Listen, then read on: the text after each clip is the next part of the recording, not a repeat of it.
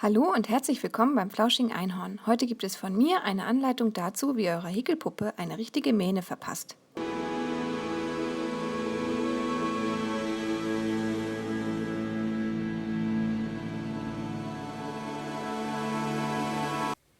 Du brauchst dazu Wolle in einer Haarfarbe und Struktur deiner Wahl und eine ähnlich farbene Baumwolle sowie eine Häkelnadel.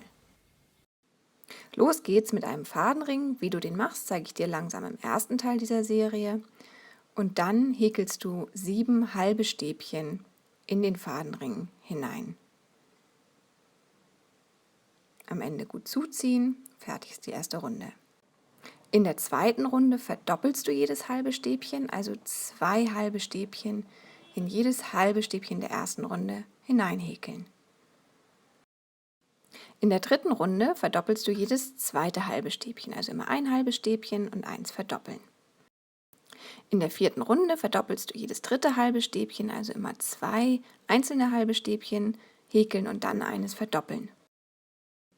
In der fünften Runde verdoppelst du jedes vierte halbe Stäbchen und in der sechsten Runde verdoppelst du jedes fünfte halbe Stäbchen, sodass du 42 Maschen hast. Dann häkelst du 6 Runden lang 42 halbe Stäbchen.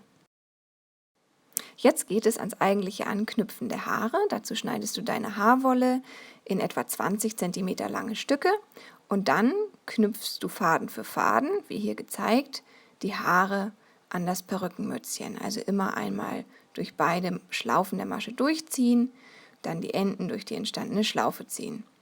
Und das machst du in jede zweite Masche an dieser ganz äußersten Runde.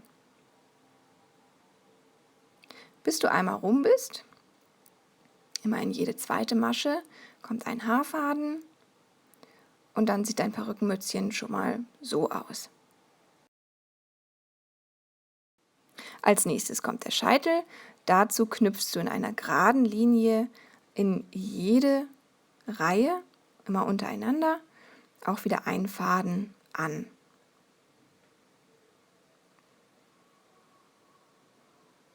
Ja, manchmal lässt sich das so ein bisschen schwer durchziehen, da muss man ein bisschen rumprobieren, gerade wenn die Wolle so dick ist wie meine.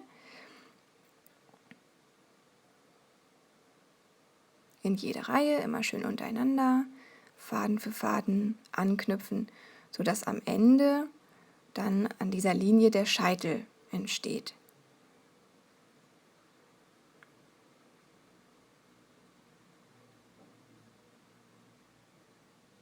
So etwa sollte dein Perückenmützchen jetzt aussehen. Jetzt geht es darum, Masse zu schaffen, allerdings kann das auch schnell zu viel werden. Darum knüpfe ich immer nur um jedes vierte halbe Stäbchen herum einen Wollfaden an. Am Abzählen 3 auslassen, in das vierte kommt dann wieder ein Wollfaden. Und das auch nur in jede zweite Reihe des Perückenmützchens. Das kannst du dann einmal ganz rum machen, so wie hier gezeigt, oder auch nur auf der oberen Hälfte des Perückenmützchens. Das reicht meistens auch schon aus. Dann eine Reihe auslassen und dann auf Lücke gearbeitet, wieder die Fäden in jedes vierte halbe Stäbchen herum anknüpfen. Ja, wieder genau in die Lücke zur vorigen Reihe den nächsten Faden anknüpfen. So in etwa sieht dein Perückenmützchen aus, wenn du einmal ganz rum gearbeitet hast.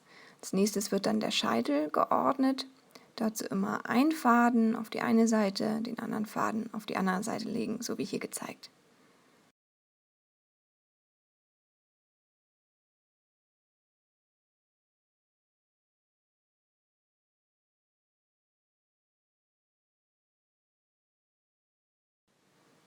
Jetzt musst du das Perückenmützchen nur noch am Kopf festnähen.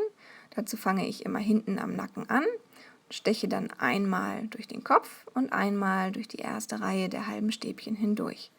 Dann wieder durch den Kopf, dann wieder durch die erste Reihe der halben Stäbchen.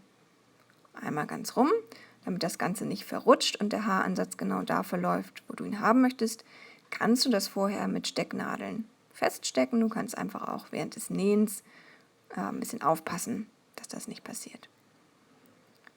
Wenn du hinten angelangt bist,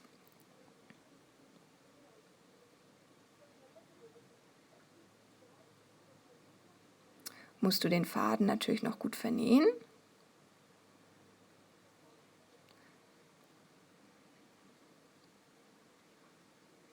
Dazu einmal einen Knoten machen, den Faden durch den ganzen Kopf durchstecken und abschneiden.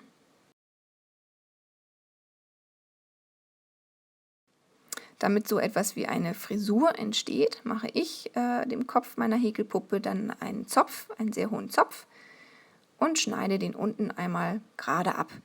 Dadurch entsteht so ein leicht gestufter Schnitt. Und fertig ist die Mähne deiner Häkelpuppe.